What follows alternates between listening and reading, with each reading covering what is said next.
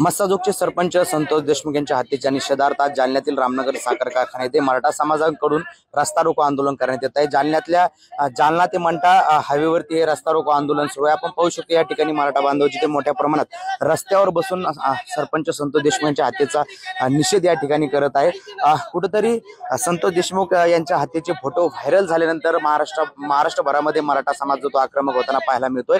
जालना जिल्ह्यात देखील आज राजूर शहर कडकडीत बंद ठेवण्यात आलेले आहे। त्याचबरोबर जाफराबाद देखील बंद ठेवण्यात आले आणि आता जालना मंठा रोडवरती रामनगर येथे मराठा समाजाकडून हा रस्ता रोको करण्यात येत आहे। या रस्ता रोको मध्ये धनंजय मुंडे यांना बडतर्फ करावं, त्याचबरोबर त्यांची चौकशी करून त्यांना या प्रकरणात सह आरोपी करावा अशा प्रमुख मागण्यासह हा रस्ता रोको करण्यात येत आहे। आणि आपण पाहू शकतो आता सध्या मराठा बांधव मोठ्या संख्येनं या रस्त्यावर बसलेले आहेत आणि सध्या रस्ता रोको सुरू आहे।